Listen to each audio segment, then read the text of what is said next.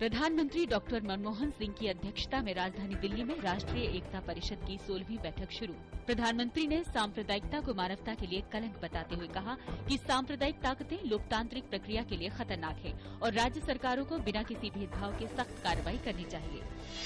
प्रधानमंत्री ने कहा कि चुनाव के समय इस तरह की घटनाओं का होना दुर्भाग्यपूर्ण है। उन्होंने कहा कि सांप्रदायिक हिंसा से निपटने में कोई ढिलाई नहीं होनी चाहिए। दोषी चाहे किसी भी दल का हो, कड़ी कार्रवाई होनी चाहिए। राष्ट्रीय एकता परिषद की बैठक में गृह मंत्री सुशील कुमार शिंदे ने समाज में महिलाओं को उचित सम्मान देने की बात की। उन्होंने कहा कि महिलाओं को इज्जत दिए बिना कोई देश तरक्की नहीं कर सकता। जम्मू कश्मीर की राजधानी श्रीनगर में सुरक्षा बलों पर हमले की खबर है। ये हमला श्रीनगर के नाज सिनेमा के पास भीड़ भरे इलाके में हुआ, जब आतंकवादियों ने सीआईएसएफ जवानों पर गोलीबारी की। पुलिस के मुताबिक हमले में एक जवान की मौत हो गई, जबकि एक घायल हो गया।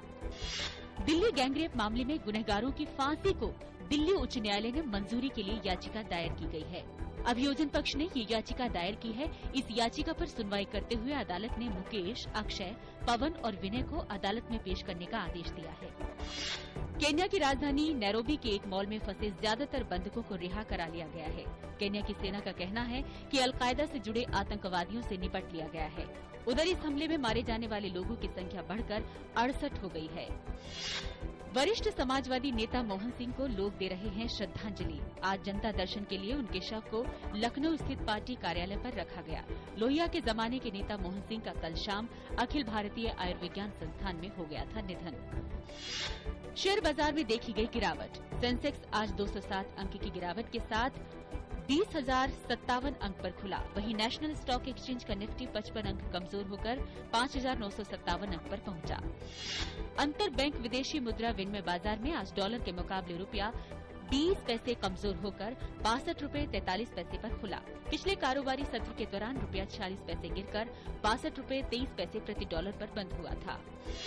एंजेला मर्केल लगातार तीसरी बार जर्मनी की चांसलर बनने जा रही हैं। जर्मनी में हुए चुनावों में एंजेला मर्केल की सीडीयू पार्टी जर्मनी की सबसे बड़ी पार्टी बनकर उभरी है, जिसे 42% से थोड़े कम वोट मिलते दिख रहे हैं। शुरुआती नतीजे से उत्साहित मर्केल ने इसे जबरदस्त नतीजा बताया।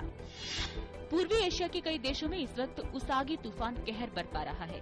चीन में इस तूफान से 20 लोगों की मौत हो गई है। फुजियान प्रांत में भी 80,000 से ज्यादा लोगों को उसागी तूफान की वजह से सुरक्षित स्थानों पर शरण लेनी पड़ी है।